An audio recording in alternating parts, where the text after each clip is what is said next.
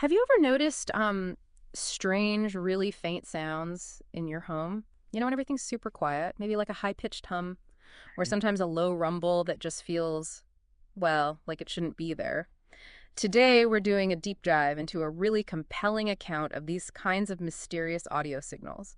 And not just in one place. These reports seem to be widespread across North America, East Coast California, even up into Canada. Right. And our mission today really is to explore the extraordinary measures one person took to actually record these sounds and how they tried to systematically rule out all the common explanations. It gets pretty interesting. Yeah. We'll also touch on the, well, pretty provocative implications of what this individual thinks they found. Okay, let's unpack this then, because usually when you hear about unexplained sounds, you think, okay, interference, right? But this person, Yeah. the lengths they went to are kind of incredible. Yeah. What exactly did they do that was so unique? Well, what's fascinating here is just how meticulous they were. Really careful. They explained that when they were recording, everything, and I mean everything in the house was powered down, Yeah. unplugged. Every single electronic device pulled from the outlets, no Wi-Fi running at all. Wow. And cell phones, other wireless devices, batteries physically removed. Okay, that's thorough. And they went further. They used a desktop PC, but get this, it was out in the garage. They ran a long cable into the house for the recording, specifically to rule out any crosstalk from phones or anything internal. Smart. Yeah, and no active cable internet connection. Plus, and this is critical, their smart meter.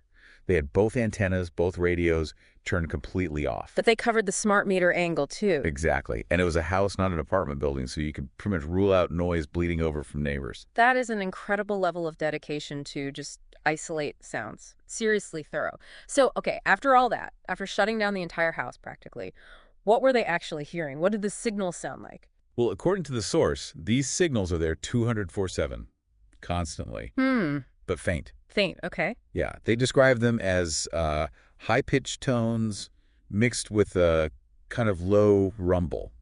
And they become especially noticeable, as you'd expect, when everything else is just dead silent. Right, so it's not just the fridge humming or something mundane. Seems unlikely given the shutdown. And the person reporting this, their background adds some weight here, doesn't it? They're not just someone randomly recording hums. Absolutely, that's a key point. Their credibility is really bolstered by their professional experience. They actually state, I've been working with audio for 20-some years.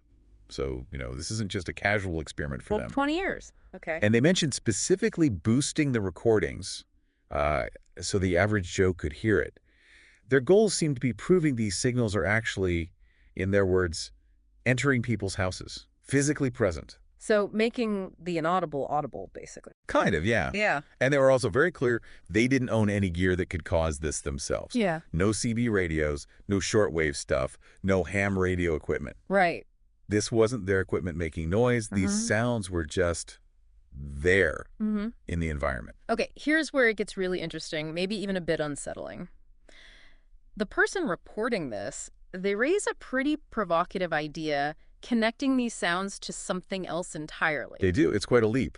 But they pose the question. They wonder, essentially, how many people might have been misdiagnosed. Specifically, thinking about schizophrenia, people hearing voices and their words. Oh. Yeah. Suggesting that maybe, just maybe, some of those experiences could actually be related to picking up these physical external signals. That's quite a claim, linking unexplained sounds to potential misdiagnoses of serious conditions. It is. And it definitely raises a big question for us, doesn't it? If these kinds of unexplained audio signals are verifiable, if they're widespread, like the reports suggest, what does that actually mean? What does it mean for how we understand our immediate environment, our homes, the spaces we live in? And maybe even deeper, what might it imply about how we interpret human perception itself, our own experiences? Yeah, it really makes you think, doesn't it? What else might be out there, subtly present in our world, maybe affecting us in ways we don't even realize just because we haven't looked hard enough or attributed it correctly yet. Definitely something to mull over next time your house is completely, totally silent.